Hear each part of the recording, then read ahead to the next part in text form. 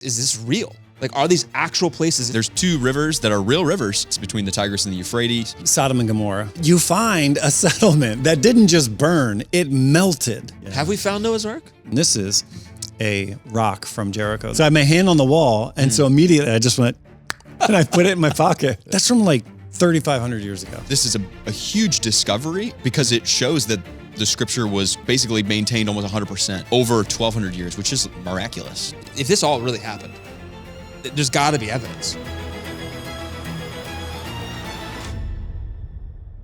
So when I read through the Bible, there are so many different places. You read through the Bible? Things. I do. That's good. I do. I mean, it's an important piece of my job It too. can change your life. And so there's so many different places in it. And Yeah. I mean, I'm thinking like, you got Garden of Eden, you got Babylon, Jericho. You're going in chronological order here. Yeah, I mean, Yeah. I think about big, like the Ark.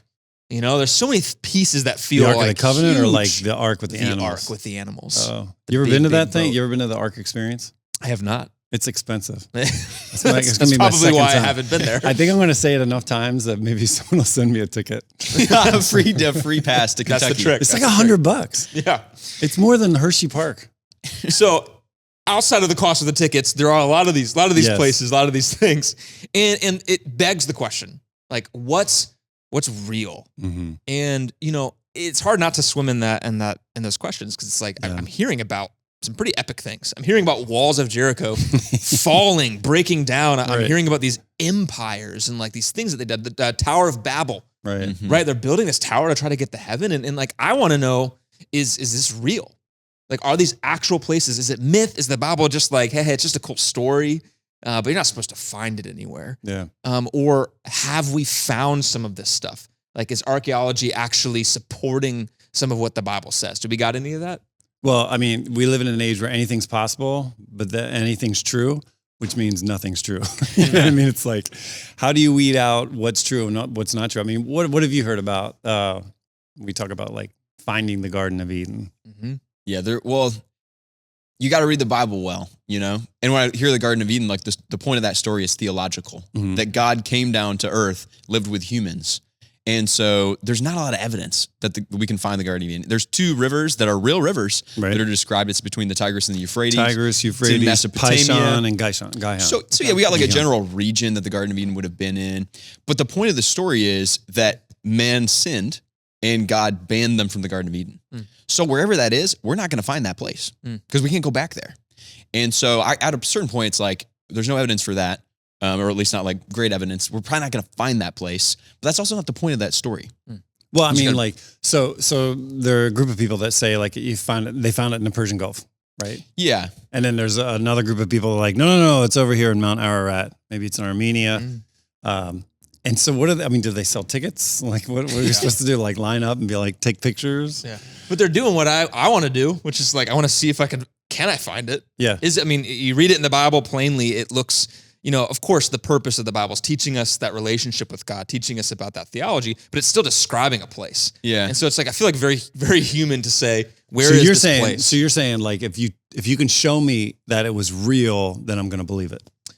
I mean, I think that's a question a lot of people will ask and want Right. to know. I Right. think it helps. I know there's an element of faith, but when you see something like, and you find evidence, like archaeology, evidence Right, like of right. something that was real, absolutely. It's Yeah. supporting like, oh wow, the Bible talked about it and it matched what I dug up out of the earth is absolutely going to help someone and help me strengthen my faith. Mm-hmm. And so even like you mentioned, like Garden of Eden between two rivers, I feel like we're going to Google a lot because there's a ton of stuff what does Google say?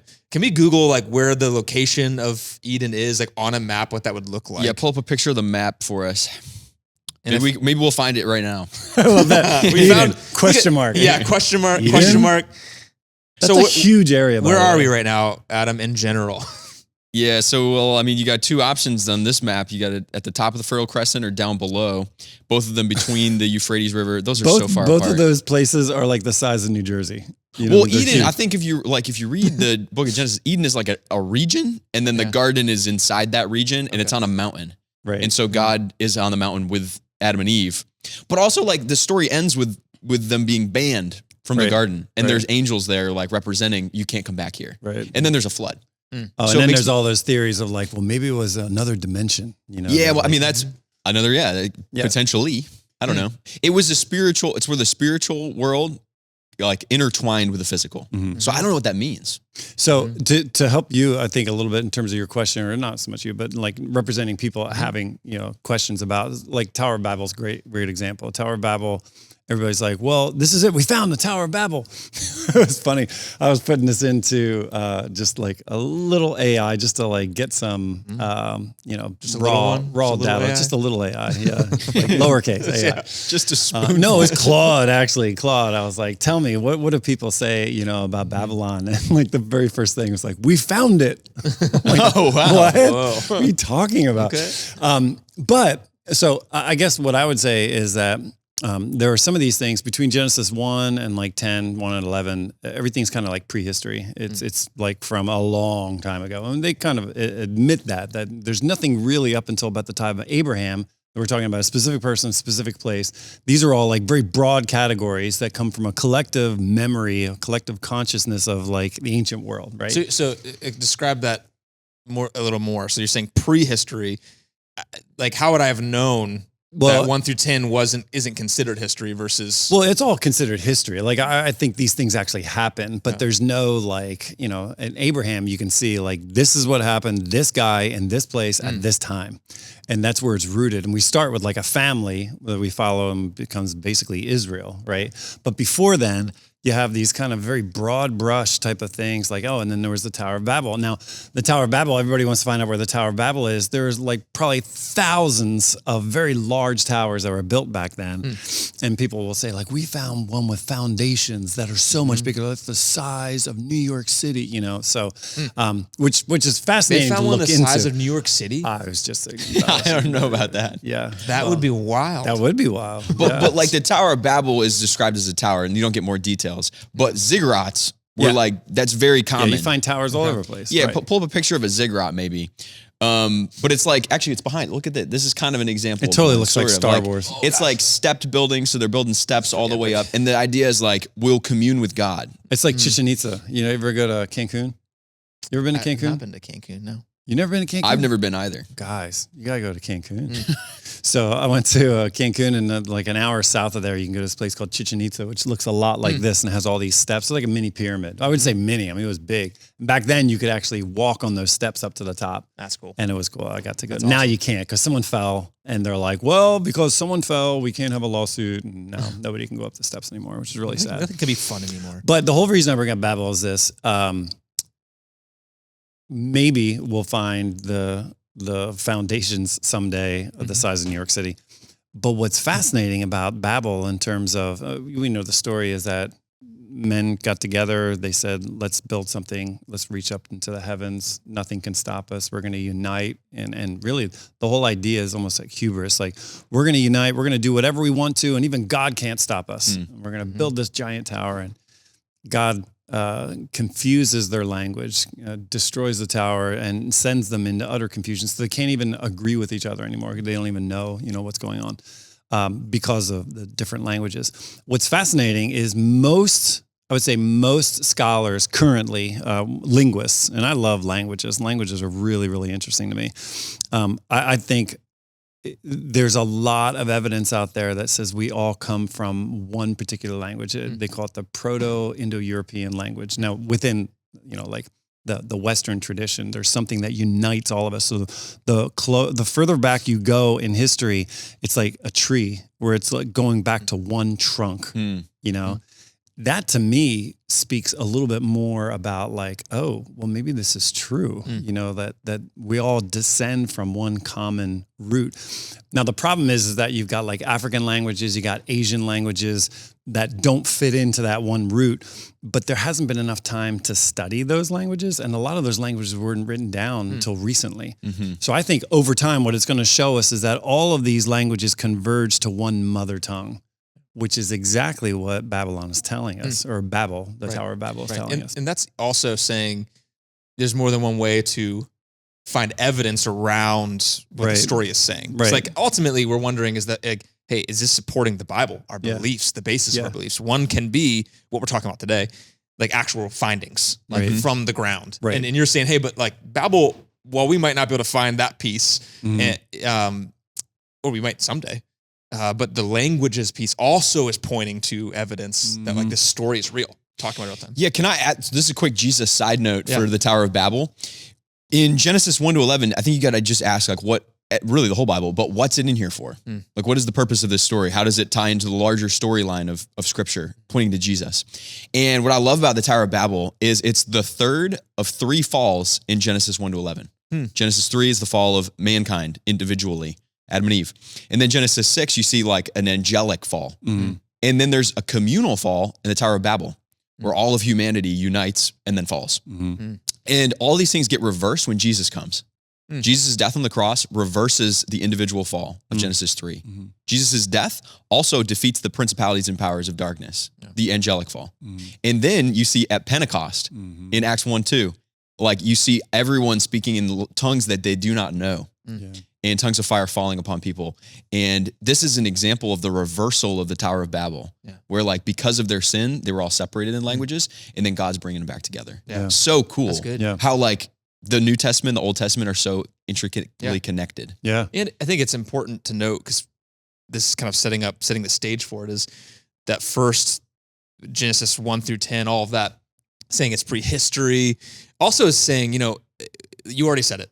We're not saying didn't really happen. Not really, it did really happen. How they talked about what really happened seemed to have shifted a little bit. And even like the narrative of like Abraham and his story, it just shifted how they were talking about the history. And it kind of, and what I'm hearing you say, Adam, is like, that's an important piece of ancient literature. Yeah. It's like, you are talking about something real. It's just, how are you talking about it? And there's a lot of like, that sounds very like, you know, like this like poetic connection between what Genesis is saying and then how Jesus fulfilled that. Like, that's beautiful. Like how they're describing something real and how they're making those connections. Well, again, and during that first 11 chapters of Genesis, they have so much rich content in there that is shared among all these different civilizations outside of Israel. You know, like you see a flood story in every culture, South America, Central America, Asian cultures, African cultures.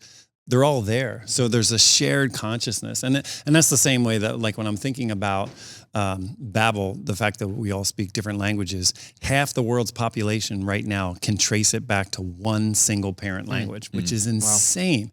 I mean, that would point, you know, the fact that what we read in Genesis is accurate. Yeah. Wow.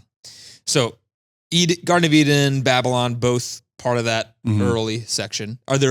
So as we go further in Genesis, do we have more like that we can pull from, more archaeological evidence of different stories that happen later in Genesis? Well, I think your question is like, so are we, what's the Bible's track record? You know, when it comes to like, did this stuff really happen? And I think the Bible's track record is very, very good. In fact, it was funny because probably in the late 1800s or so, or in the early 1900s, there was a lot of stuff going on late 1800s, early 1900s. You've got the theory of evolution, which is starting to take ground. Geology was really booming. You know, we're starting to think, okay, well, maybe the Earth's a lot older than we think. And putting those two things together, we started applying some of these methods and ideas to the Bible itself and saying, well, maybe it's just like any other book. And because of that, we started looking for some evidence. Okay, is there any evidence for some of these people groups that the Bible talks about in the Old Testament, like the Hittites, the Jebusites, the Perizzites? And there weren't. You know, there wasn't any evidence, it seemed like at the time, for these people groups. So we're like, well, maybe this is just stuff that's made up. And so for a while, it seemed like, man, the Bible is getting a black eye here because there are no Hittites. That it was kind of purported to be some kind of myth. And then, bam, early 1900s, it revealed there was a vast imperial capital of the Hittites. There were thousands of cuneiform tablets that had showed up detailing the Hittite Empire. Wow. And so These are things that we found. Oh yeah. Can we see what they look like? 100%. Like, what is this? Like these? Yeah, if you can bring up some like Hittite tablets. Okay. Yeah, look at that. Oh wow. So again, in the late 1800s, people were saying like, oh, this is all just stuff that, you know, it's like fairy tales. People made up. It all sounds like fairy tales. Hittite? What's a Hittite? And so all of a sudden you find these civilizations, the Jebusites, the Perizzites. It was all mockery, you know? Yeah. And then all of a sudden they're finding these wedge-like characters, cuneiform tablets, where they just take like soft clay and they take a stylus and they're like, and that's how they would write. Like what I use on my iPad, the stylus? Totally. Yeah, just like that. Yeah, exactly. Because they had a lot of, ancient technology back then. This was their iPad. Yeah. Truly. Clay pad, that's what they call it. Clay pad. Use it once. But yeah, so you see thousands of those things. Wow. That's where it was kind of like, So there were a series of skirmishes that went on in the archaeology world through the late 1800s and early 1900s. There was King Sargon. They're like, Sargon? We've never even heard of a Sargon. There's no way there could be a Sargon. So they doubted the existence of it. And again, in the 1800s, they found his palace at Khorsabad. So look up Sargon. Wow. Yeah. Look. Sargon's got like some. You can go to the British Museum. You can go. And to wait, the who is Sargon? Is he in the Bible? Yeah. You've got Esarhaddon. You've got Sargon. You got Shalmaneser the Fifth. Are these Assyrian or Babylonian? Babylonian. Well, Assyria, Babylon. From Assyria to Babylon, and then eventually like Persia came in and took over at some point, and you got the Greeks and the Romans that took over later. But in the same way we have evidence about Greeks and Romans, we used to not have a whole lot of evidence about this guy named Sargon. Interesting. And where does he pop up? You said his Isaiah, name's in the Bible. Isaiah, and any of the when you're talking about how Assyria and Babylon impacted the Jews during the exile, there's a whole lot of these guys' names that show up in the Bible that people were saying like, never seen this guy before. And of course they find him. Belshazzar, the last great king of Babylon. The skeptical claim was that, well, we only know this guy named Nabonidus. Okay. So they actually discovered, the Babylonian records revealed that Belshazzar was the co-regent during that time. So again, over and over again, I actually got a picture of the Pool of Siloam from I went with a group of people to... Pool of Siloam is so cool. Yeah, talk about didn't they just... So the Pool of Siloam, as I recall, it's like to 2004 when they discovered Very this. recent, yeah. So for a long time, people were saying it's in the Bible, but it's not real. Yeah. I think it's in John 9, perhaps, where it's referenced, and then they found it like 20 years ago. Well, which is so cool because that means there's still stuff in the Bible that's going to be discovered. Right. Totally. That has yet to be. And see, this is what I'm trying to establish. The track record of the Bible is like, oh, this is false. Oh, we're wrong. Yeah. Oh, that was false. Oh, we're wrong. Well, archaeology is new. Like in the last 200 years, it's a brand new science. Sure. So it's like still kind of getting started. And there's tons of stuff that hasn't been. Yeah, well, don't get all sympathetic about archaeology because they're the ones that are like blaming us for not having it. Yeah, that's kind of true. But they like, it's kind of like, there's tons of undiscovered things that are still like yet to be found. Yeah. Can I tell you a quick diatribe about this guy that I Do it, learned man. about? Diatribe away. So like back when archaeology was first getting started in like the 1800s, it was like the Wild West. There's this guy named Heinrich Schliemann. Can we pull up Heinrich Schliemann? Schliemann. This isn't Bible related, but it's That's a super good German name. It's super interesting. I expect to see him with like a pretzel in his hand. Yeah, so this guy's he was like a millionaire at the time, and he was really interested in archaeology. He wanted to find the city of Troy, from like the Odyssey and the Iliad. Yeah. And which is a real place, but people were like, no, probably not. He looks a little softer than I thought. But. Pull up Heinrich Schliemann's wife, actually. So he finds Troy, and then he finds a bunch of artifacts from. Actually, go back to the other photo, the one with her. So they found the artifacts, and his wife would wear them out in public. Oh wow! These are like ancient jewels from ancient Greece. Oh, wow! And it was just the Wild West; they could do whatever they want. He used dynamite to do his work there, and blew up a bunch of the evidence from the city. Like just destroyed it. That's awesome. Come on. Yeah, kind of crazy. But sounds like a Heinrich. The reason I think That's it's interesting sure. is like that's like how archaeology started, and that was only like 150 years ago that was happening. Yeah. So there's like who knows what will happen. Who knows what he blew up? No, I think he blew up the actual the evidence. He thought it was deeper, but he blew up the Troy that he was looking for. You're Yeah. saying he accidentally blew up the evidence. he did. For some Yeah. reason I pictured him in there just like a madman. Like only I will see this. No. No, he's like, I'm going to get to the real stuff, Okay. and he blew Oh, up the man. stuff Yeah. that he was going after. And then he would give names to like the stuff that he would find from he would like be like, this looks like something from this story, and then he would just give the jewels that name. It's really interesting. Yep. Anyways. Yep.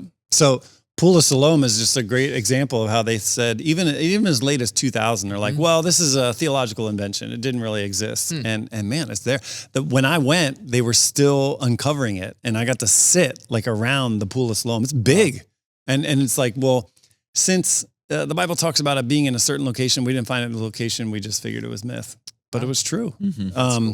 Lachish is a place, or it's actually a series of, they call them ostraka, where they're like shards of pottery that bear record to a historical event, the Assyrian conquest in 2 Kings. 2 Kings 18 and 19 talks about the Assyrians that are moving in. Like there's a series of invasions that happened from Assyria and then Babylon and took the Israelites into exile. And again, these are accounts that we thought, well, maybe they're just kind of like made up. And especially, this is a big deal, especially for this episode. The thought was during the exile, when the Jews are taken into exile up into Assyria and into Babylon, the effort was to brainwash them, give them new names, teach them the new religion, have them forget all about Yahweh. And so the really like stubborn priests got together and said, look, we are not going to forget the word that's been given to us. We're not going to forget Moses. We're not going to forget the prophets. These guys memorized the Old Testament. So they wrote it down and they met weekly to guard that. They said, let's build a fence around Torah because they are not going to brainwash this out of us. And that's where we get our word synagogue. It's synagogas, which means like meeting. And it was a weekly meeting. That's why we still have synagogue today. A weekly meeting to remember the texts and the stories of the Old Testament. So the leading kind of theory among historians was that these people got together and they said, we've got to preserve the Jewish way of life, so let's make up these stories. And so that was the theory for a long time, is that these stories all come from like 600-700 BC, and they're just people that made up a bunch of stuff. They made up David, they made up Solomon, they made up Moses, they made up the Exodus, because we don't have any evidence for them.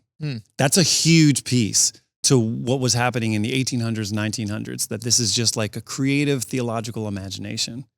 What You're talking about the Bible was the old. You're saying the Old Testament. That's the theory, that the Old Testament was just made up, and they're starting to look at, well, it looks like in these parts he uses a different name for God, and these parts there's a different name for God. So maybe they're just bringing together a whole bunch of folklore, stitching it together, and the reason they were doing that was to preserve the Jewish way of life, and so that people would have heroes to look forward to. You know, they would be like, hey, be like David. You know. Be like Moses when he led us, you know. So this was all stuff that wasn't historical. It was like theological creativity. So that was the theory. Right. So the stuff that we're going to look at the rest of this as we go through this episode together, we're going to show that actually was a really bad theory. That actually these things actually did happen, and these stories predate the exile. So I hope does that make sense? It does. So they're just working with what they know at the time. This is the evidence we feel we have. This is what we think it means. So you're saying since then, what are some of like the big pieces that changed that thinking? That's what I'm asking you. Oh, I thought you were just saying like... Well, I am stating that, but also asking. So what were some of like the big pieces that really overturned that? Like, oh, wow. Like this is true. Well, I mean, we start off with that whole track record, you know, of talking about it. And I think Lachish is a great example of it, where it talks about the Assyrian conquest and that it is preserved in these pottery shards, showing that Sennacherib, people like Sennacherib, they're like, oh, this guy's just made up. But they actually show it outside the Bible, like, oh, there was a guy named Sennacherib. Wow. There were these guys like Sargon, Tiglath-Pileser, Shalmaneser. And what is it? What is the word? Lachish? Oh, Lachish. Yeah. I was watching Tyler try to spell that on Google, and it was really entertaining. Lachisch. You were close. So close. There it is. Yeah. He ended up with something very different. Yeah, so they find this stuff, and it's like, wow, what the heck? So when you So wait, I'm sorry. Is this is Lachish right here? What is actually Lachish? Well, the pottery. Lachish are like a series of what they call ostraka. They're like shards of clay. Okay. Yeah, and you can see like reliefs in them, and then they detail. That's cool. All kinds of historical, events that actually back up what we see in the Bible. Isn't that crazy though? That is really cool. So, for example, you have Sodom and Gomorrah. Great, story from the Old Testament where if anybody wants to take me up on that and like detail what Sodom and Gomorrah was. Tell the story. Yeah, I'm propping it up there. Horribly sinful, wicked place. And the story is actually, I mean, I picture it like a movie. Yeah. You know? And Abraham's like, hey, I want to try to save the people of this city. And I mean, it's Abraham. Did I say it right? Mhm. Yeah. I had to question myself. So he wants to save the people of the city if I can find someone righteous. And like he whittles it down to like one righteous person in the city, can't find it. Right. So like the story is really intense and kind of like epic and like a sad kind of way too. But God's like raining down fire, absolutely destroying Sodom and Gomorrah. And so you read a story like that, and I absolutely think to myself, like how finding any evidence of that would be really, really. I mean, total epic story Yeah. of like raining down fire and brimstone. And this is exactly the kind of stuff that they're like, oh, okay, well, this is all invented. This was stuff that they made up during the exile just to give people like. It feels like a movie. It Yeah. feels like when like today, someone would make up a story like that. I think like, of Dune. Dune. You know what I mean? Like doesn't have the same like landscape as Dune. the epic music. Yeah. And it is like doomsday kind of feel. Yes. And it is, you read the stories and you are like, wow. Like Christopher Nolan and who's the guy? Hans Zimmer. Is it Hans Zimmer? Hans Zimmer has done a Yeah, lot Hans of stuff. Zimmer. Was it him for that? Yeah. That's amazing. That lady is like, yeah. That is the vibe. Yeah. And so that's what we're talking about. So they actually have excavated in this area called Tel Hammam, and Tel Hammam. We're not 100% sure this is exactly where, because it's hard to find exactly where Jericho, where Sodom and Gomorrah might be. But they found in this place called Tel Hammam, it's in the Jordan Valley, a destruction layer. And it might even have pictures of it. Now, there's a big story behind this, so it's really interesting. Tel Hammam exists. It's like if you sift through like layers of like destruction, if you go back to about 1650 BC, kind of like the Middle Bronze Age, you find collapsed walls, burned material, ash, fragments of pottery, mud brick. But what's so interesting about this particular area, and this was a paper that was put out in about 2021, it reported that there was a catastrophic event that happened in this area. So much so, like it was the high temperatures like exceeded like 2,000 degrees, much higher than just like something burning. Almost like a nuclear bomb, right? Yeah. They see the same stuff there that you would see if like someone dropped a nuclear bomb. Yeah. Stuff like crystallized, it was just like, it was so impacting what happened. And of course, in that area, there's a lot of bitumen. There's like what we would call fire and brimstone. There's a lot of fire and there's a lot of brimstone in this particular area. What's interesting though, is that these guys came up with this report and their conclusion with that was that there was an airburst or something that came out of the sky like a meteor that came over the area and burst apart over top of this settlement. And so there's no impact crater or anything. So that's why they think that this thing exploded and completely combust. And that's why you see such devastating heat in this particular area. Now, that raised some big red flags from some people, and they actually went through and looked at how they did their research, and they had to print a retraction on this particular article. Okay. And the sad part is that people hear, okay, well, they retracted the research, but they didn't retract all the research. They just retracted the portion of it that said this had to be some kind of meteor type of thing.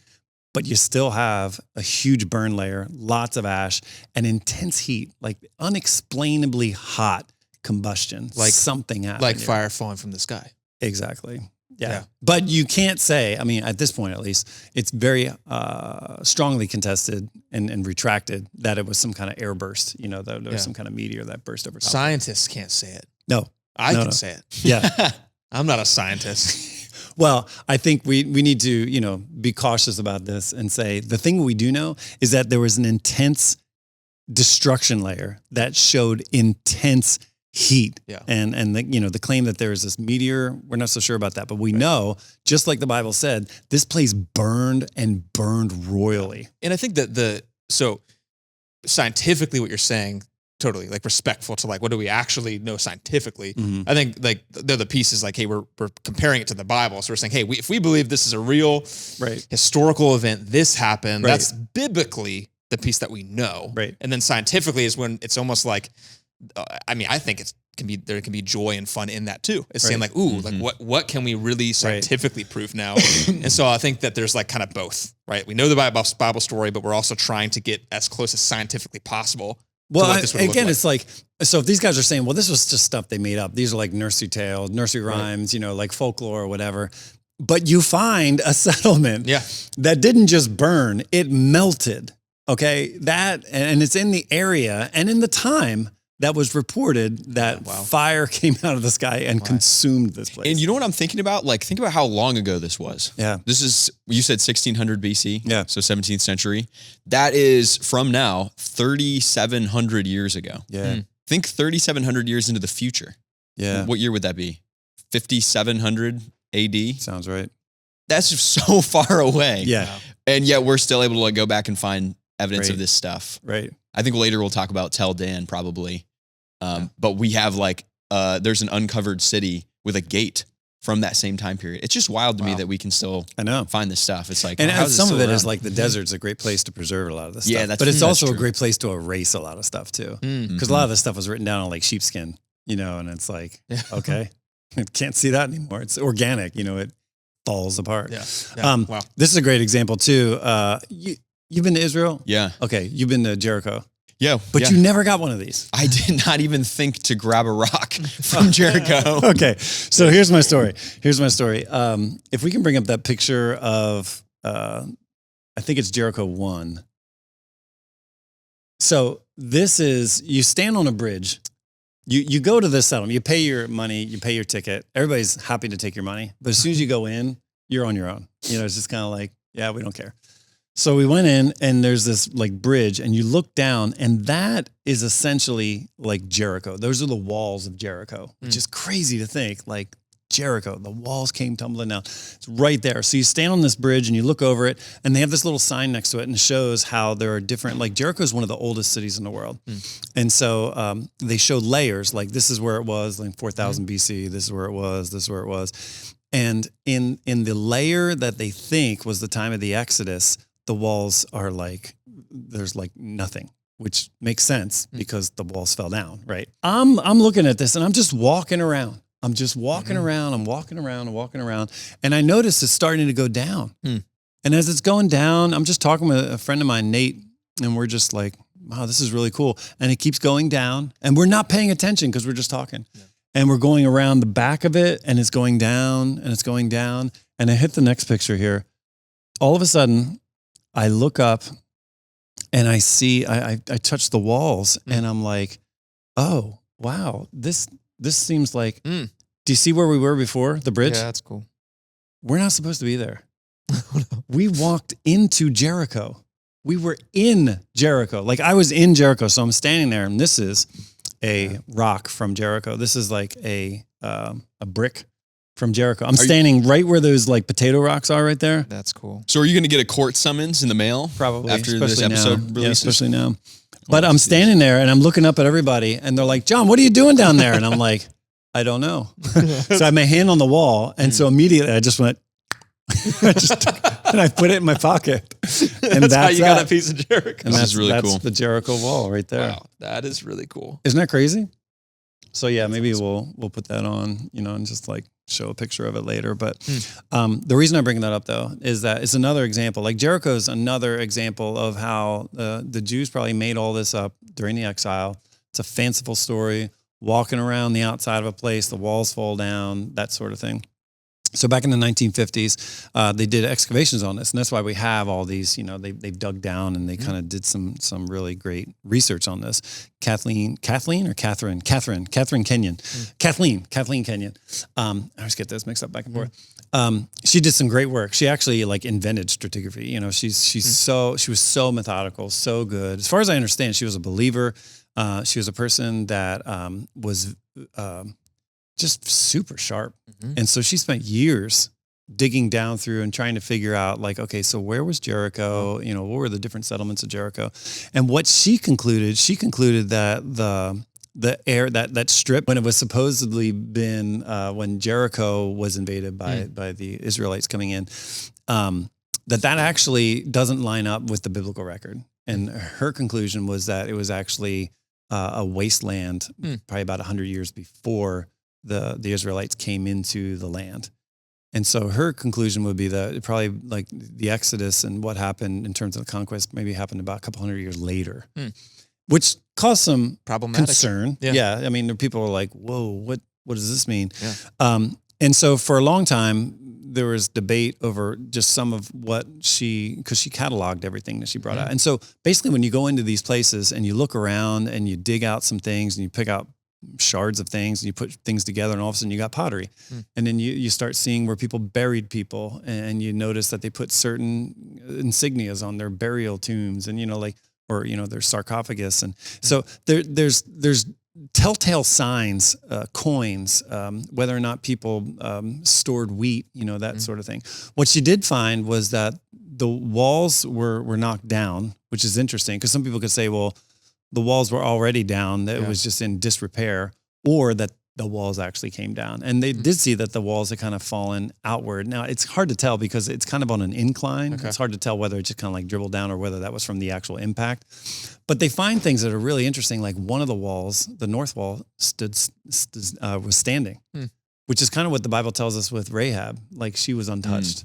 Oh, wow. That's actually crazy. I've never heard that before. Yeah, really interesting. So, so clarify that in the story, that Rahab was untouched. Just like maybe add that piece. That piece Rahab was untouched. She lived on the north side of the city, and the wall and she was on the outside of the wall. Yeah. And the walls falling outward matters too, right? Does the Bible describe the walls falling outward, or they say that they ran up over the wall, over the rubble into the city? And you would think if someone knocked the walls down, they'd probably knock them in. I guess I don't know. I'm thinking of Lord of the Rings. It's tough because you can't take too much out of it because it's on an incline. I guess that's true. But they did find storage of winter wheat, which actually shows that this place was taken over during the spring, which is exactly when it claims to have been taken over. Oh, dang. Wow.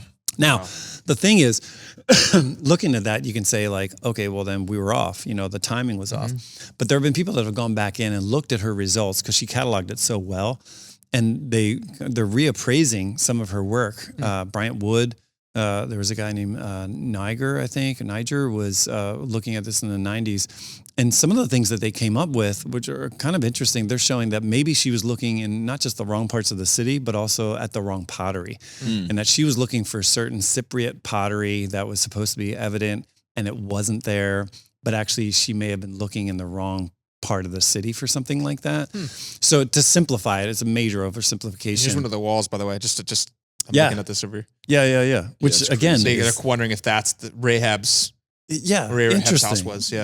Again, these are like questions that are like, that's fascinating. It's the things that line up the way the Bible talks about them having lined up is kind of cool. Yeah. And then having looked at some of her results afterwards, there are some really good academics that are saying, hey, I think we got this wrong. And in fact, it does line up with the biblical timeline. So I guess what I'm saying is that I went through and talked about like the Hittites, the Jebusites, the Perizzites, Sargon, like all these people, Belshazzar. We've had a long tradition of saying like, okay, you guys said this was wrong, but actually the track record shows we're true.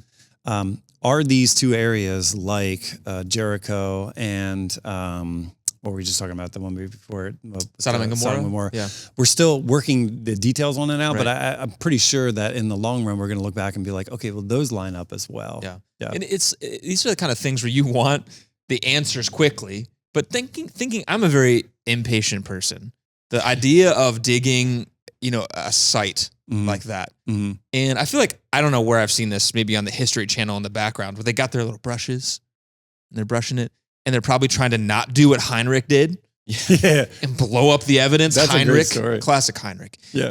And they're trying to like dust off the pieces, probably dig around the wall carefully. Right. Like the amount of time just to unveil another layer of the city or whatever they're finding. I mean, this is not stuff we get answers to quickly. You're more like me. You just put your hand against the wall and just rip off a piece. That's why you can't be in that field. Rip off a hunk. You would just take it home. I got proof. Okay, it's a lot quicker than using toothbrushes. Yeah. But that it just shows that evidence doesn't come quickly. There's a lot of work involved, and it's not an exact thing. Like they're still figuring stuff out as they go back to it. That's from like 3,500 years ago. It's wild. Isn't that crazy? I feel like archaeology is like hotly contested too. Well, one, because that's how you make money, and you got to have new ideas and new experiences. But also, there's just people, they're like us. We all have presuppositional biases. We enter up thinking this can't be because it's supernatural, or I want this to be because I believe in the Bible. Yeah, and so you just kind of have to hold it like this. I feel like all that stuff. You're just like, just take it with a grain of salt. Yeah. a grain of the wall of Jericho. Nice. Yes. Nice. So when we talk about archaeology, I think I'd love to share like my top 5. You know what I mean? Sure. Like there's some really cool Top 5 of like findings. I think. I mean, these aren't like the best lists ever, but I mean, in my mind, like these things stick out to me. This is like a David Letterman top 5. So it won't be funny. No. No. That would be sacrilegious. Try to make it funny. Yeah, that would not be good. No, I think the one we all know is the Dead Sea Scrolls. Yeah. So anybody want to like just tee off on that? Just I can say what I know. I remember when I was in Israel, Palestine, like visiting, we went to Qumran, which is where they found these scrolls in a cave. It was actually like a shepherd boy. He was like throwing rocks up into the caves and he hit like a piece of pottery. And so we went up to look at it. There were a bunch of scrolls from like the 2nd century BC in there. And they were like scrolls of scripture. So like ancient Hebrew scripture. And before that, the earliest manuscripts that we had of the Old Testament were like, I think 10th century AD or 11th century AD. Masoretic So text. this is like 1200 years earlier than the earliest they had. And I think similar to what we were saying about archaeology, at the time people were saying, well, there's no evidence that scripture hasn't been changed. Right. It's been adjusted and You retranslated. could think of it like the time of Moses is 1500-ish, right? Yeah. BC. The earliest complete manuscript we have. I mean, we had pieces and whatever, but the complete Masoretic manuscript is from 1100, 1200, or 1000, 1100. Was 1100 AD? The Masoretic text, I think so. That. Yeah. But I think, so we talked about this on our other podcast from last season about the Bible being true. If you want to deep dive, you can go there. Yeah. But the idea was this is a huge discovery because it shows that the scripture was basically maintained almost 100% Right. over 1200 years, which is miraculous to me. Right. It seems insane that that's possible. Right. Yes. And the weird story about that is that so you had people that found us in 1947, 1948, and then they're picking out these pieces. I don't know if you can show pictures of this. I think I have pictures on my list there of, look, they're like flakes. Wow. You know, Yeah. like that one, the small dark, look flakes at that you're piecing together and you're trying to figure out. Now, a lot of it, you could roll it out and look at it, but there were just parts of it that you wanted to be really sure that you didn't like, this stuff is brittle, you know? Yeah. So you got to give them time, right? 1947 comes and goes, 1948, 1949, 1950. I'm figuring a couple years into it, maybe 1955, let's hear something. We don't hear anything. This team of people that's working on this, 1960 comes and goes, we don't have anything. 1970 comes and goes, we don't hear anything. Wow.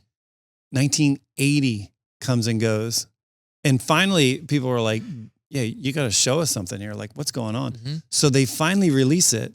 And see, this is where a lot of academics that followed this way of thinking of like, oh, well, a lot of this is religious imagination. People made up stuff. You know, there's no way that it's really true. And they were thinking, man, it'll be nice to get our hands on something that's 1,100 years earlier, 1,200 years earlier, and show that something like Jonah was just like a fish story. You know, it's just like, oh, I caught a fish, and now it's like I was swallowed by a fish. Right, like the game of telephone. Yeah. Yeah, that like over time it like got more fanciful and huge. Right. So they're licking their chops. They're like, man, this is really going to show this. But the fact that it kept going on and on and on and on made people go like, I wonder what they found. And so I don't want to overstate the intrigue here, but there were definitely people who are like, dude, show us what you got. Yeah.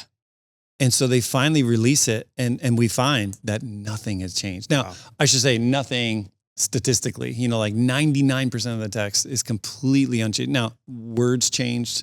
There are maybe some differences. I know that like the difference between describing the height of Goliath. Goliath, yeah. Yeah, that was different. Does it, instead of saying like God said, let there be light, was it like, you know, God was an alien? You know, it wasn't anything like that. Nothing theologically significant. Yeah, which is fascinating to me. The guy who headed the project, Giza Vermish, not a Bible thumper, not anything like that. I have the book in my office, in the intro to the Dead Sea Scrolls, he's like, we've never seen anything like this. Wow. You know, this is unparalleled in ancient world. Huge discovery. Yeah. That's awesome. Yeah. That's number one. Yeah. I mean, like that's a huge one. But again, because so many people know it, that's like my number 5. So that's hopefully, number 5. Yeah, that's number 5. Okay. Number 4. Well, I mean, in terms of weight, it's probably number 1. Yeah, but just because everybody's heard about it, I don't know. Tel Dan, talk about Tel Dan. Yeah, I can talk about Tel Dan because when I visited, I got to go there, Super cool. It's in the north part of Israel. It's like a nature preserve, I think. So you can there's a beautiful little river and stuff. But we can pull up a picture of Tel Dan. I have something. I have a picture of Tel Dan. Yeah, maybe just pull one up. That would give us a visual of it. But there's been a couple of things there. There's a stele there that we can talk about that was really significant. But then there's also the gate. I would love to see can we pull up that picture of that gate? Yeah, right there. You can see it actually. It's the middle one. So they call this Abraham's Gate. This is from like from the 17th century BC, I'm pretty sure. Wild. Whoa. So this is during the time that Abraham would have been alive, and there's still a gate standing. Wild. I mean, it's underneath the ground, and they dug down to it. That's crazy. But this would have been like one of the other people groups around the area had built that city, and there's even described in, man, I can't even remember where it is. Is it in Judges? I guess probably, where they talk about visiting Dan and how eventually the tribe of Dan takes over this city and it becomes an Israelite town. Yeah, it's not Proverbs. I don't know where we could find it.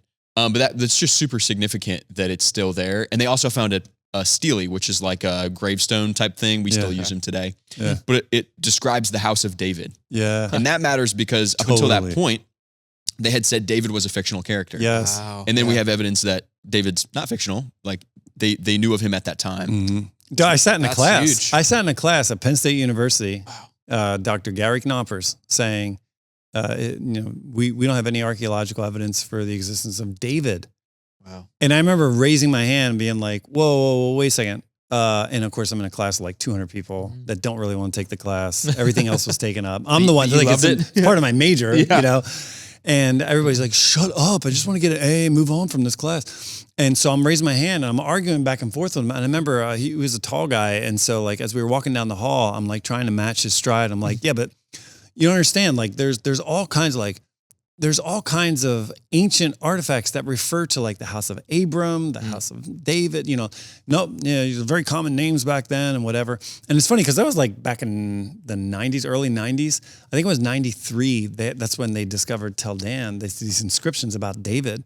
Yeah. And it's so funny to see how everything I was taught in college, most things I was taught, I'm overstating, most things I was taught in college that really controverted and said there's no way the Bible is accurate on this or that.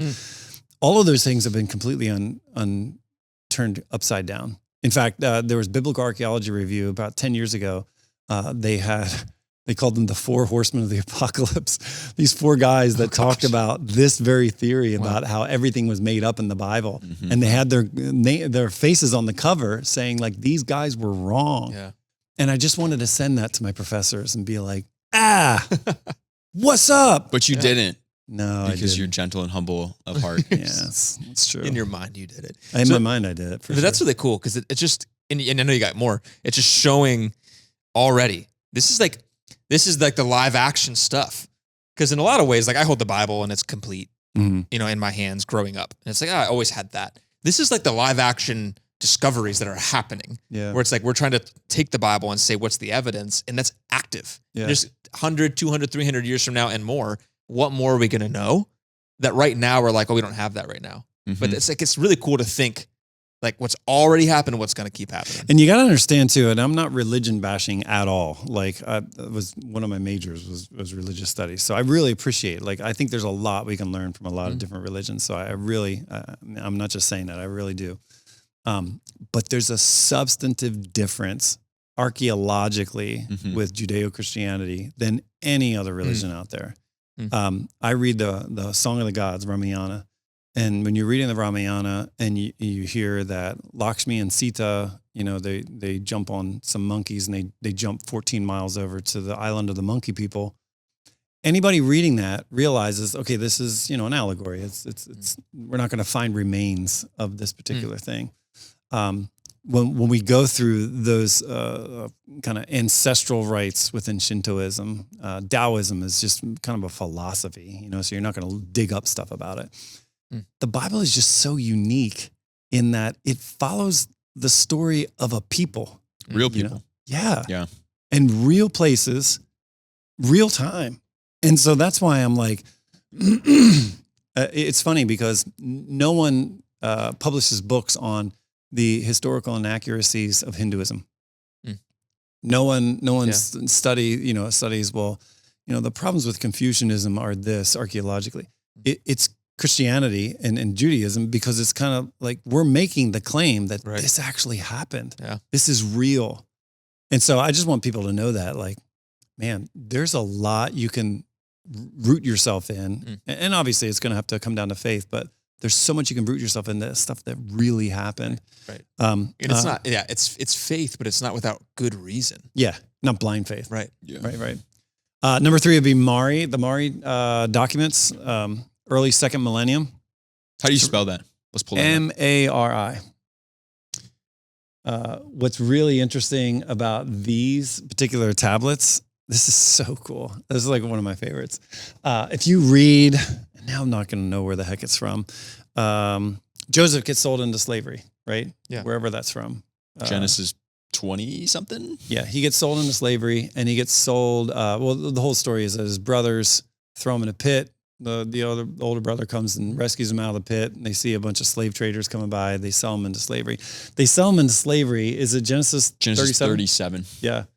They pulled him out in the pit, and they went and they sold him for 20 pieces of silver. So now, again, you got to understand this. Now think about this. This happened somewhere around the early 2nd millennium BC. Okay, so it's 4,000 years ago, right?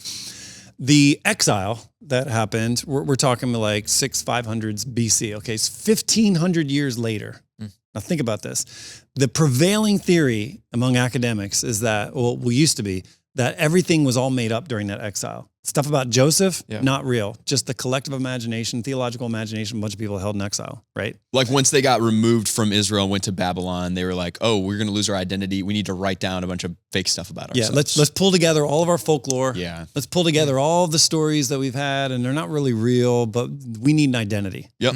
That was the theory. Right? I still see those TikToks that say that. Yeah. So this is huge. This is a blast. This is like putting dynamite. What was that guy? Heinrich what? Heinrich Schliemann. Heinrich Schliemann is like putting that detonating charge right underneath that theory, because this blows it out of the water. Because in this story, it talks about 20 shekels of silver. Where did they get that price from? Did they Google it? Hey, let's go back and make this really authentic. We're going to go back to the 2nd millennium BC and find out how much it was. They couldn't. It was impossible. But when you pull up these Mari documents, there were certain references there and receipt records that show the actual cost of a slave is 20 shekels of silver. Wow. And that goes up and down. Okay. It went up to 30 during like the mid part of the 1st millennium. It goes down, it goes up, and based on, a variety of factors. But there's no way, if you were inventing this in the exile, that you could have matched it that perfectly. Wow. So they pulled an ancient document, essentially, that just confirmed that whoever was writing this story is just pulling from what actually happened. Yeah. Not just making something up, because how can you make that up? Yeah. How can you hit like dead on? Or no one will fact check me on this. I could just kind of pick a number that seems reasonable, and this is the fact check. And it's like confirmed. Yeah. I mean, there are people that write stuff today that are academics that make stuff up. And they get flagged all the time. Yes. And they've got all this technology at their fingertips. Wow. Yeah, that's pretty cool. wild. That is very cool. Yeah. You want to go on one more? Yeah. Can you? There's 2 more, aren't there? Yeah. What's the next one? Well, I just didn't know if you wanted to talk more about the Mari. Oh, no. I mean, the other thing I was thinking about, though, with Joseph, I think we have storehouses that we found from that time period. Maybe we can pull those up. In Egypt, there's like... We have, you can go visit them, I'm pretty sure. But like during the story of Joseph, there's 7 years of famine, and Joseph builds storehouses to store grain. Maybe that's, that might be an example of them. The ones I've seen look a little bit, it's like a tell, the one that I've seen. That top left photo, I think, actually kind of gets at it. Yeah, that one right there. Yeah, so a tell, by the way, is what we've been talking about. It's like the strata. So it's like, It's city like gets destroyed, that you dig build. down. They just build on top of it, and it eventually becomes like a mountain. But yeah, they've discovered these storehouses in Egypt, and they seem to date back to the same time that Joseph was there, and it aligns with the biblical account, which is just really cool. That is cool. Yeah. It is like that. That is a wrestle for people when you look at the story. Is it so, because is history, right? But people mix it with myth because you're like, what's the evidence? So the Israelite people, that's significant that they left Egypt, and they were brought, or they went into the wilderness, right? And then they find their land, and then they're exiled to Babylon. All this stuff, and so it forces that question of like, how, if this all really happened, there's got to be evidence. Yeah, there's got to be something, and there's a ton of it. Yeah, and it sounds like that's not always how it was. Right. That like maybe that's being there's more and more proof, more and more evidence that's coming out to say, hey, hold on, like we're drawing this conclusion that we didn't find something, it must not be real. But it seems like stuff's starting to come out. Well, yeah, I mean, the last couple hundred years. But when you think about this, what if it were not the case? What if it were the opposite? What if, we never found Hittites, we never found Jebusites. Oh, in fact, they mentioned it's like 50 shekels of silver and it was only 20. And, nothing lines up. There was never a settlement in Jericho. There was never this. There was never that. Like, that would be a whole different story. Yeah. Just think of how the track record that the Bible has garnered with relation to like all of these questions. Yeah. Man, that's But it seems it's pretty impressive. And it sounds like on the flip of that is there are times that it doesn't line up, like you said, that was later actually corrected. Right. But it's almost like when we're thinking about the Bible and we're using archaeology to actually inform us and should we believe this or not? Right. It seems like we just have to be careful that when something new pops up on Google, to say, okay, hold on. This is probably like I think you said, Adam, like someone wants to push this out to just be real, to make some money on this, to like be the first ones to get some clicks. Yeah. And we have to found the Garden of Eden. The Ark of the Covenant has been discovered. Yes. Yeah. And it's like, that's why, like you said, the measured responsive, that's why like you think about like science and like the order of proving something is helpful to say, okay, have we actually gone through the steps to prove this? I have a semi-theory. It's like we need the John's theory music. It's like a myth. Are we just going to do our theories now? This is awesome. It's a mid-range theory. Okay. So my mid-range theory is that God has kept some of these things completely occluded from us because what we do to it. I have a picture of Peter's house when I was there. It's in Capernaum or up along the Sea of Galilee. Yeah. Peter's house. Okay. So this is Peter's house? Actually, it is inside of there. Do you see that spaceship? Yeah. That is huge. Do you see how it has pillars and everything? Mm-hmm. They built it over top of Peter's house. Yeah. Take the next picture. Look at this. That's Peter's house. Oh, wow. They built this rocket ship over top of Peter's house so we can no longer see the light of day. You can't walk through it. You know why they built over it? Because in the middle of it, you can go down and there's a glass floor and you can look at everything. And the idea is that it's a sacred space. And so they want to be in that same sacred space as Peter's house. So instead of like maybe putting it together and see how you can you could have walked through it. Yeah. And maybe they don't want me to walk through it because I take a run. They're watching out for the Johns. Yeah. It'd be like 2 weeks later, it would be gone. But what you're saying is they've basically built like a temple over top of this item. And if we had evidence of everything, that we would do that everywhere. I wonder if God's like, okay, I'm going to hide that garden. And it would take the focus off of what really I really matters. Like the garden. I don't want to build a spaceship over top of it. Yeah. No, Semi-theory. I'm tracking with. I thought it was going to be a theory about like aliens or something like Indiana Jones. Well, that is a spaceship. That is a spaceship. You're right. Yeah, that's true. What the heck? Show that picture again. That monstrosity. Like who? The one that's far back out. Yeah. Which, by the way, to me, the fact that we have that house is insane because that was 2,000 years ago. Yeah. And Peter was just a fisherman. Yeah. But it was preserved because the ancient, like the Christians were like, we want to take care of this. Dude, and I'm reading in Mark where it's like, and immediately when he came out of the house, he went into Peter's house. Yeah. And it literally is like 20 you can feet see away. it, bro. Yeah, it's like crazy. 20 feet. Wow. And so I'm trying to keep this in order in my head. So if I'm thinking about the Israelites, and evidence of them and where they were geographically. Yeah. So of what you've listed so far, and maybe we're getting to it, what pieces have shown what areas they've been in? Like we've seen some, like them, is there proof of them being in Egypt? Is there proof of them being in Babylon and anywhere in between?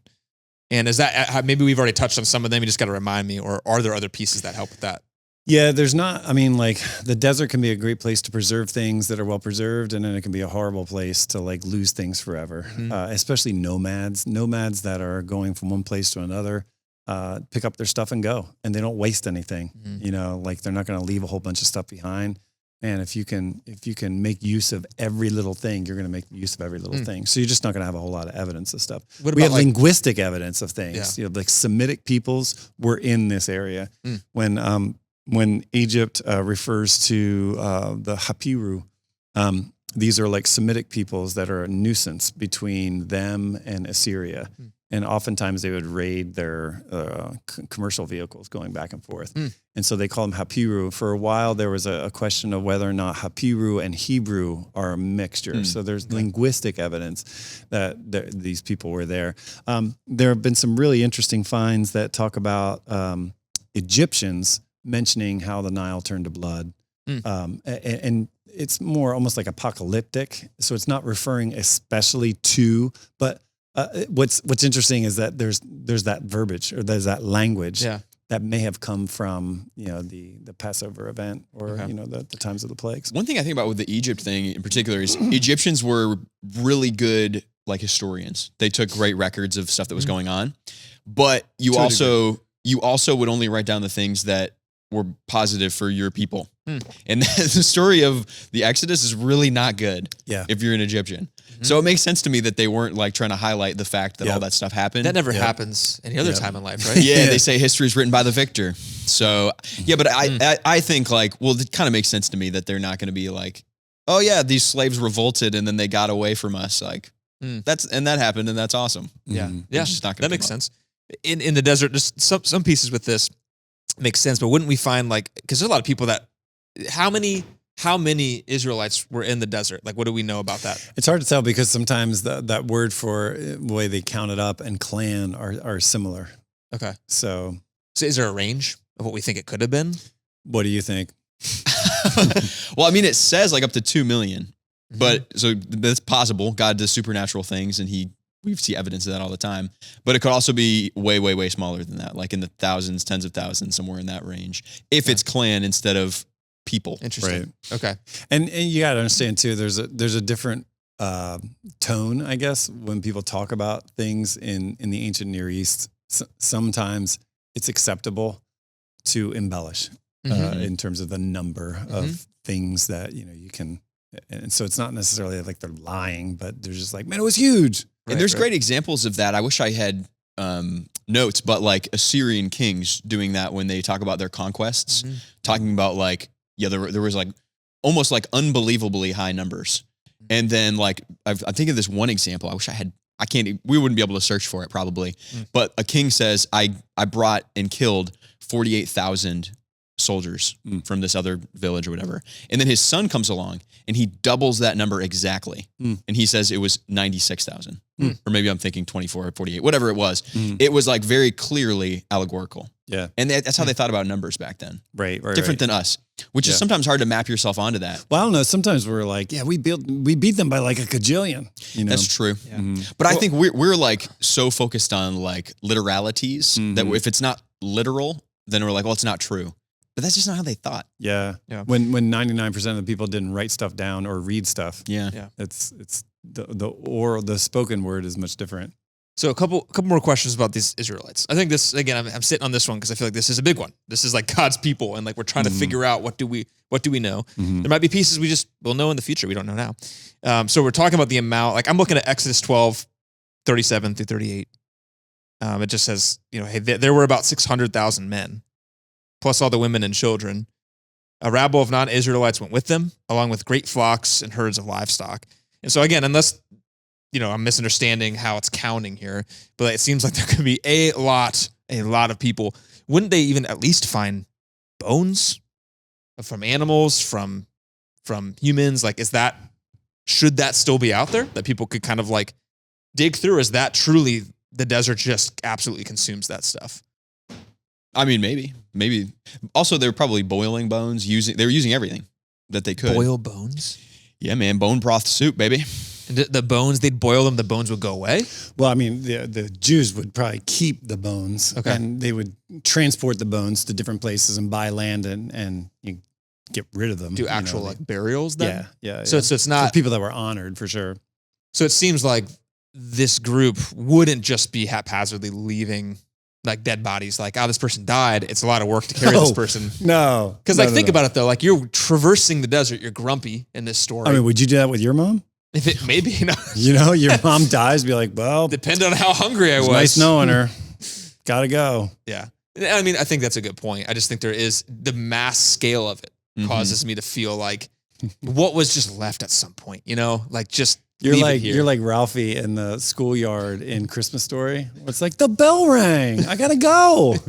Your mom's dead, but I gotta go. I'm trapped in the desert, man. I'm hungry. I'm grumpy. Like I'm not getting along with my family. Little sister's just gonna stay in the desert. Wow, you're vicious. That's just how it's gonna be this time. Yeah. So there's just a lot that can be lost in 3,500 years time. What about the Red Sea, like the crossing of the Red Sea? Like, is that any evidence that we have of that happening? There are people that have talked about where we've crossed, and they theorize that it's closer up to so the Reed Sea, that it's Yam Suf, which means like the Reed Sea, that it's more of a reedy type of very high, and it was a flooded time, that it wasn't like a vast ocean. Right. But right. yeah. Tyler, you were pulling something up. There's a wheel? A chariot wheel discovered in 1978. Is that real? More, yeah. I don't know anything about that. Is this fake news? It's fake news. Okay. Yeah. This is so. Hey, here's a live example. All right, of some memery going on. Our producer Tyler, he's very interested in this stuff, so he can supply us with some real interesting. Who's items. that guy that was real famous? Was it Randy or Ryan or what's the guy's name that's was debunked? We were just talking about Ron Wyatt. Yeah. Oh yeah. Nice Untold guy. Story. Real nice guy. Maybe just misled. He found Noah's Ark. Yeah. Have we found Noah's Ark? No. So that's all fake news, like what we've heard about so far. I mean, far. like everything that we've tried to investigate either is turned out to be not true or fabricated. So, but it seems like there is some like honesty in this, where like the Noah's Ark thing, for example, it's like we'd love to be able to conclusively say we found that. When we just opened ourselves up to like people sending us emails. No, really, look at this link. Yeah. Tyler's doing it for us right now. What's funny about all this stuff is like on both sides, you could like fall off the edge. You know what I mean? Of like, well, all this is clearly made up because we don't have this piece of evidence. Mm-hmm. Or I'm going to find this piece of evidence and here's something that doesn't totally fit, but I'm going to shove it in there, Well, speaking of evidence, and it's really interesting because for a long time I said to myself, man, God, why didn't you rise from the dead during the video age? So that we could have video testimony. So that way we don't have to like witness to it. We can just press play. And it's funny because that would have only worked for about 40 years in the TV era. Because now, before AI. Yeah. Because now it's like, oh, it's AI. Isn't that wise though of God when you think about it? It's like even video is not enough. It used to be. Yeah. Get a picture of it. And then, it wasn't long before pictures were doctored. Yeah. Added to the black and whites of it, were changed and everything. But so like we know that that's like a trick, but so it's almost like we're gonna revert back to like get there and see it with my eyes. Well, what's to say I guess the case I'm making is that what's the wisest form of getting out this truth? Testimony. Like, so a person tells you, no, I saw this. And then you can either believe him or not believe him. Right. You have to have faith, which is so fascinating. Yeah. It's like God was ahead of his time. Ahead of his time. Yeah. He's ahead of all time. Of all time. That's next podcast, I think. Yeah, right. Yeah. I got the Merneptah Stele. Stele, you call it Stele. That's what I call it. I don't know, but I could be totally wrong. Yeah. I'm not an archaeologist. 1208, 13th century BC. There's a really cool large stone that includes an inscription to Israel. Now, listen, what we've been talking about is this. We've been saying, this is our theory, is that there are people that don't believe that, God is behind the Bible, that there's anything supernatural to it, and that a bunch of people back in the exile got together and they pulled together all of these ideas and stories and folktales and even threw in a little spice and pepper on top of that and cooked this thing because it really didn't happen. Now, in those stories, you've got this guy, and it's not Joseph, it's Jacob. Jacob wrestles with an angel, right? And so he wrestles with, and it turns out that it's not just an angel, it's like the angel of the Lord, it's God himself. And in the middle of the night, God puts his hip out of socket, and then you find out like, oh, wow, I'm wrestling with God. Jacob puts God in a headlock and says, "You will bless me," and God. Sounds like my older brother, man. But how cool! I mean, it's just this guy is amazing. And what's even cooler is that God isn't offended by that. He's just like, I love your spirit, man. You got some guts, you know? So I'm going to change your name. You're not Yaakov. You're not deceiver anymore. You are now Yisrael, which means one who wrestles with God. So we know from that point on, it is now Israel. And because he has sons and sons and sons and sons, it's a nation of Israel. And that's what we're following, right? Yep. That is supposedly a whole big fabrication of the exile, which happened 500 BC. Okay, you follow me? Yep, following. Here's the Merneptah Stele, right? And what does it do? It lists the people of Israel. And what year was this? This stele? 1208 BC. Wow, so like 600 years earlier. 600 years earlier, which means it's coming from a tradition, right? It's an Egyptian recognition of the people of Israel. So most people are saying this probably went into like the 1300s of knowing about Israel. Whoa. Wow. Where is this? Where can I go to see this? Other than Google? You mean in person? Yeah. Like, could I? It's in Cairo, in Egypt. I was just curious. Let's go. Yeah, let's go. Let's go there. Wow. One resource that's really helped me with a lot of this stuff is there's a guy on YouTube. There's not everything on YouTube is good, but this guy's good. His name is Joel Kramer. He has a channel called Expedition Bible or something like that. Really interesting. I heard about this recently, but I couldn't remember the context. But yeah, his stuff's super good. And there's another guy named Titus Kennedy. Both of them. That's cool. Well, it's funny because like even there were people like really respected academics 20, 30 years ago that were saying there's not only did Moses not write the Old Testament, not only is any of that it was fabricated in the exile, but that there wasn't even Hebrew back then. Wow. Oh, like the language? Yeah. Yeah. So what does this tell you? It tells you as back as 1300 BC, there had to have at least been Hebrew. Yeah. And that this story comes from before 1300. Yeah. Crazy. It had to have. Which means, again, like this stuff was actually compiled like this. And I don't have any problem with Mosaic authorship. I don't have any problem with saying like Moses brought these things together and either had it commissioned or he himself wrote it. But it's obvious that it's coming from like about 1300 BC. Yeah. It sounds like everything we're finding is kind of pushing time back further. Yeah. And I guess for anyone who's a skeptic, like the goalpost is sort of moving. Like now it's another thing. Now it's another thing. And there probably will always be another goalpost of like, find this and then I'll believe. Find this and I'll believe. Right. And you know, I just saw this comment online the other day talking about like the biblical text. So we were just talking about Dead Sea Scrolls where when those were discovered, how close did that push us? How close did that get? Dead Sea Scrolls? Close to what? Close to when we believe they're actually written. Like how much closer did it move the goalpost? Oh, it depends because the Old Testament was written over like 1200 years, but it took us back to 200 BC. Okay. So 200 BC and then even New Testament, how close do we get to when we believe that actually happened in terms of what we have writings for the New Testament? Like P52 is like mid 150s, like 120, 150. So like within 100 years. Within 100 years. Yeah. And it's wild because the comments I was reading, this person was kind of pointing out, they were still a little inaccurate with the amount of time, but they almost were saying that this updated timeline was like, look at how much time, like this can't be real. And it feels like sometimes like we got to have a grander perspective on this, that how insane it is that we're even that close. Right. Is anything else that close to stuff like this? No. And that's where, again, you could read a comment online and you could look at it and say, oh yeah, geez, 100 years. You're thinking about your life. You know, it's like, oh wow, there's no way that would be reliable. But again, if you zoom out of your own experience and to consider all the facts, it's like, no, that is actually like a miracle in itself that we're even that close. Right. Tyler, can you pull up Silver Scroll?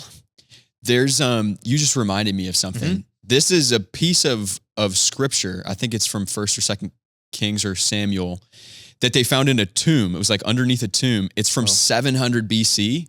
So it's not a full like scroll or anything like that, but it's a little chunk and it has the name of Yahweh on it.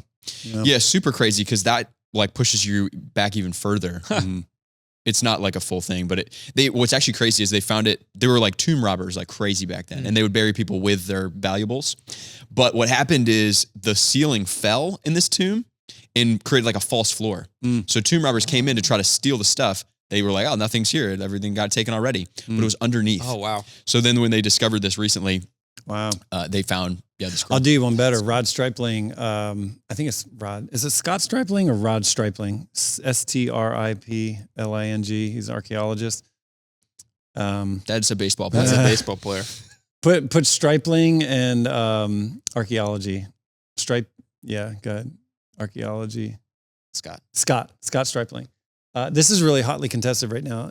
We're talking 1300 BC. He found a reference to Yahweh.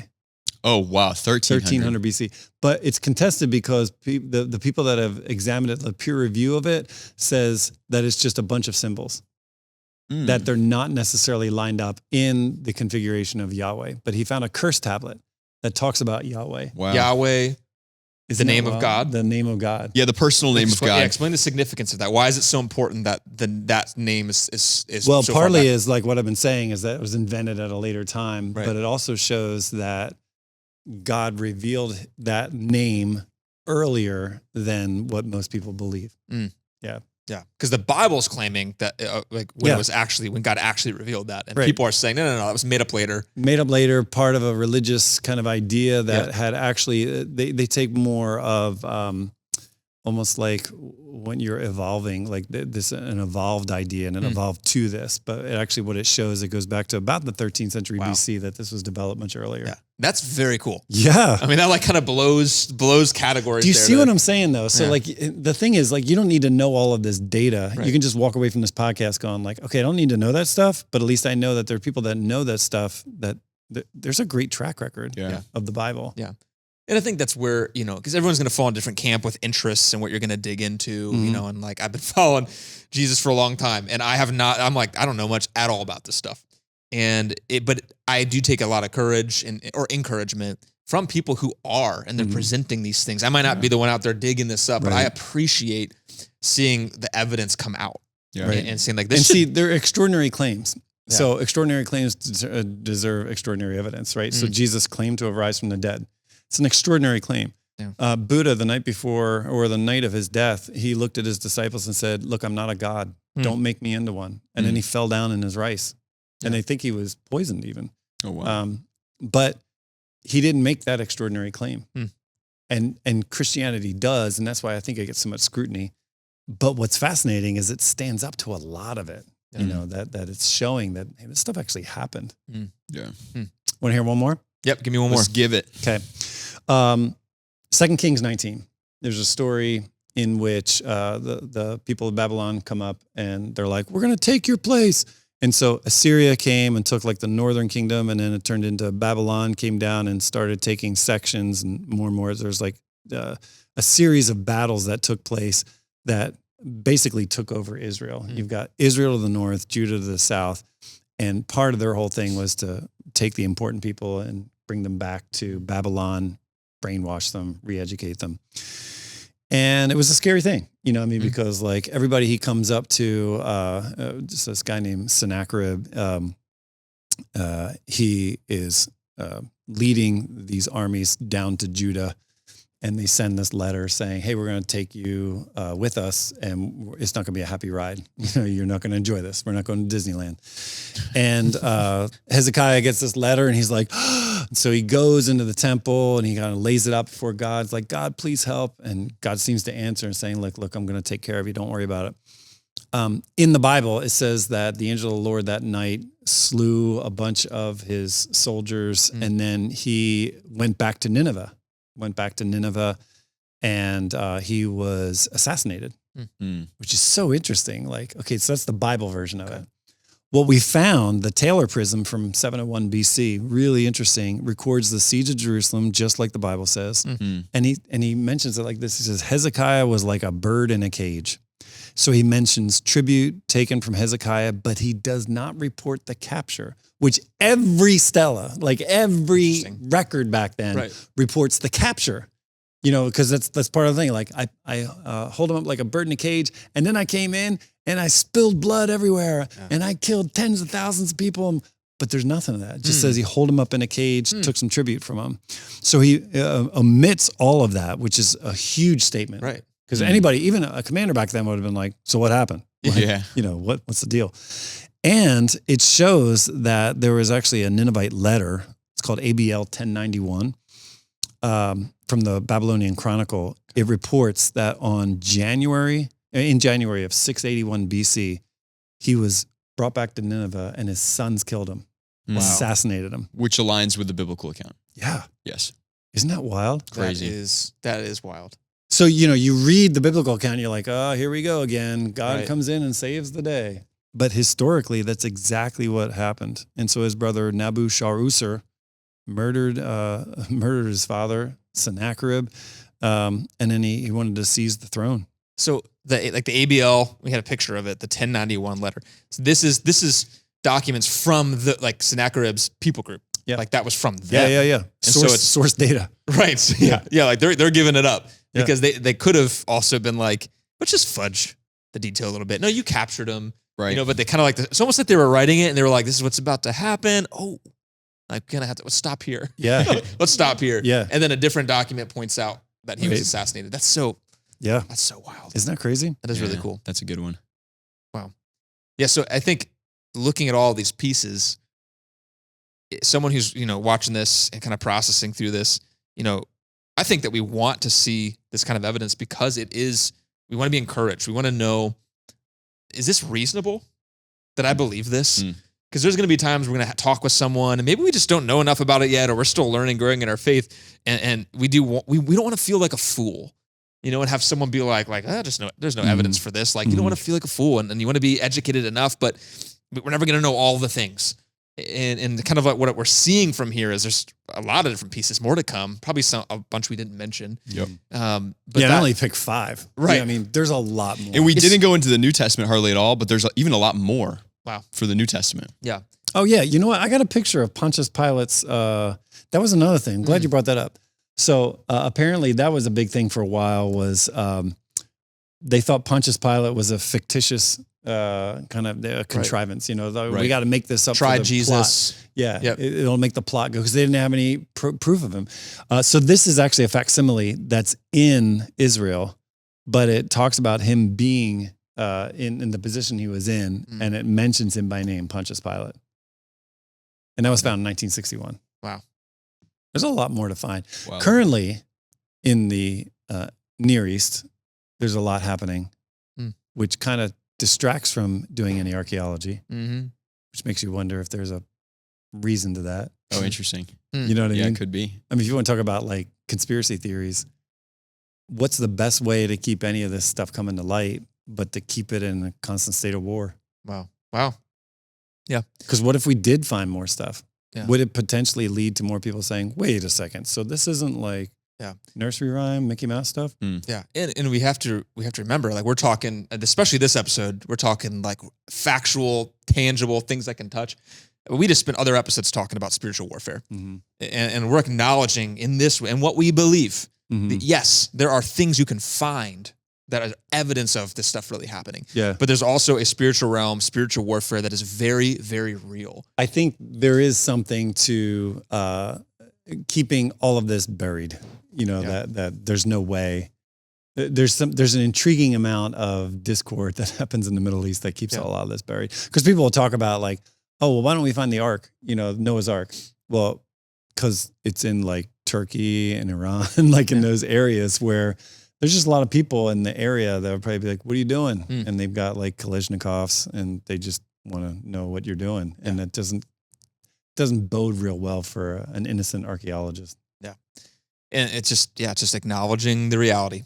There is spiritual warfare. Like we're trying to find tangible stuff, but we know like, man, there's stuff we can't see. And so there's so much more. And that should be an encouraging thing to know that there's so much more we just haven't even found yet. Look at the track record so far. And that should encourage us in our faith to say, hey, I might not have all the answers I want right now, but there's still so many more than what we had before. And so John, I'm curious. So both of you have looked up so much of this stuff. So someone's thinking there's stuff we just couldn't cover in here. There's more little nuggets, more pieces that would be fun for people to explore.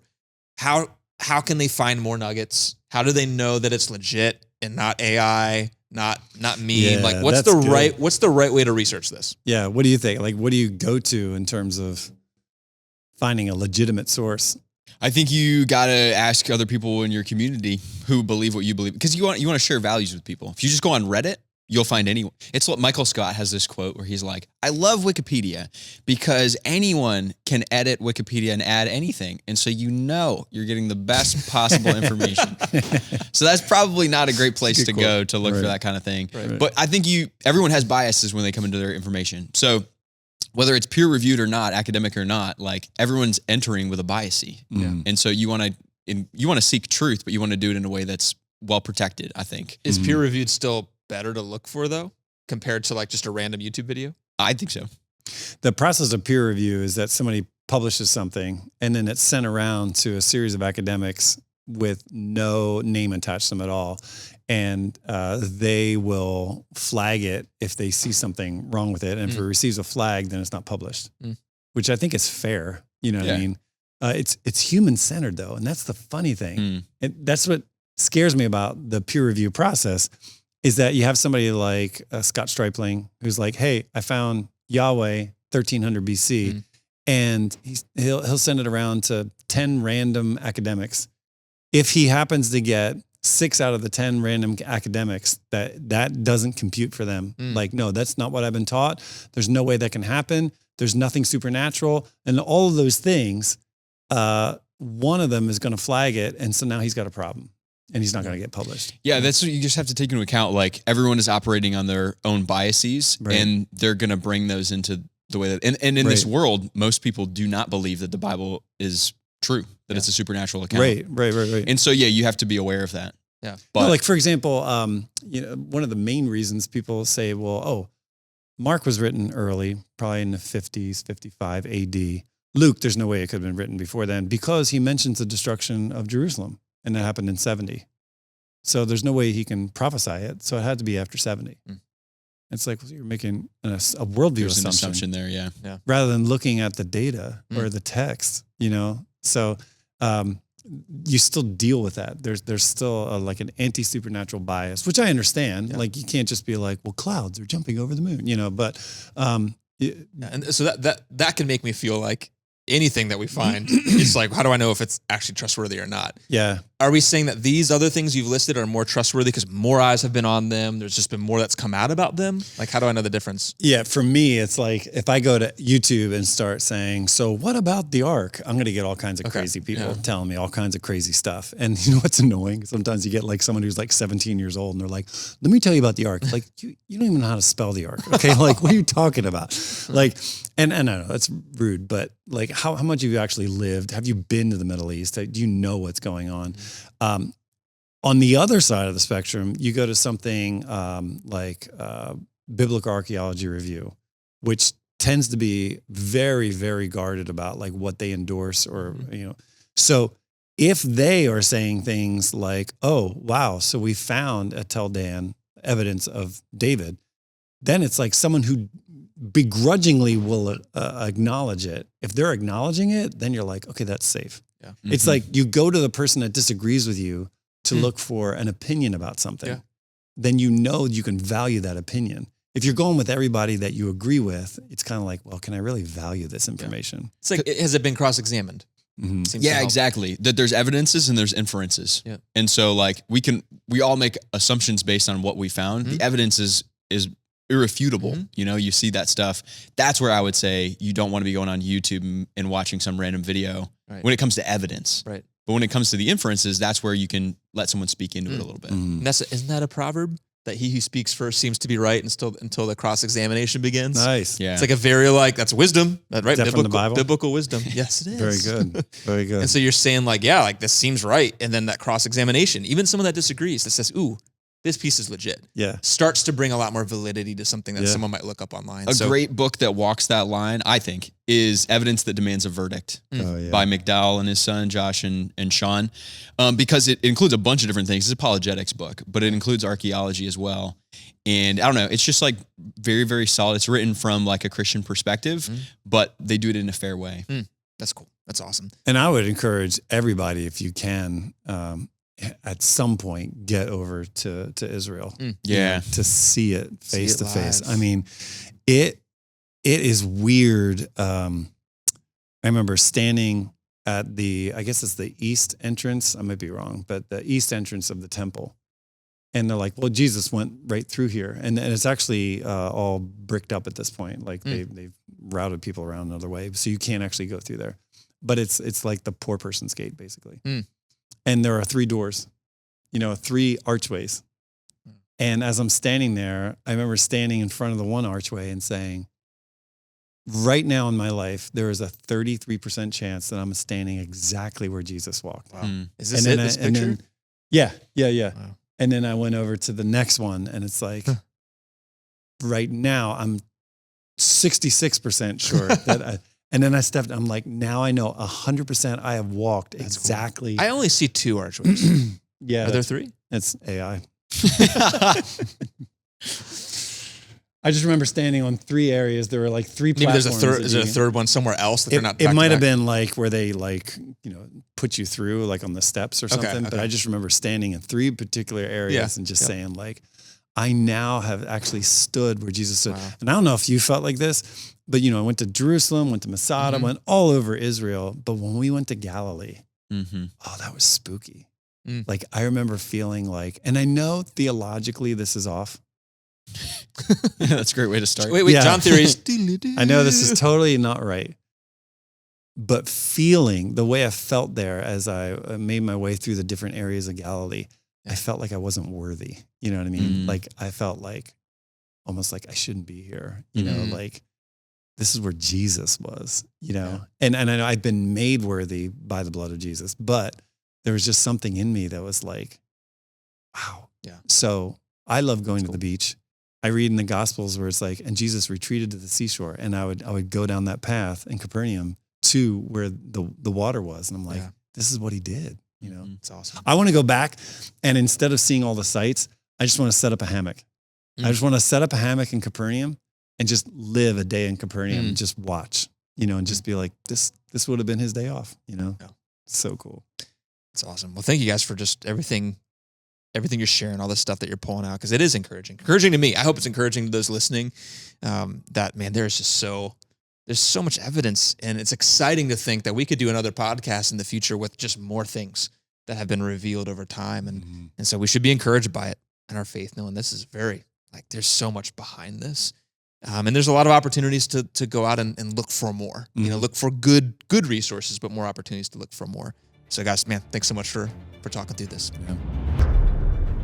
Aliens? Are there aliens out there? Does that conflict with the Bible? I've seen a UFO. You've seen a UFO? Yeah, I have. I'll tell you guys a story. Could a demon masquerade as what we would call an alien? I feel like angels and demons are aliens. If this was off just a little bit, humans couldn't live here. Everything is perfectly designed just right for humans to survive. From gravity to nuclear force to our climate. If there's life on other planets, it's a big deal.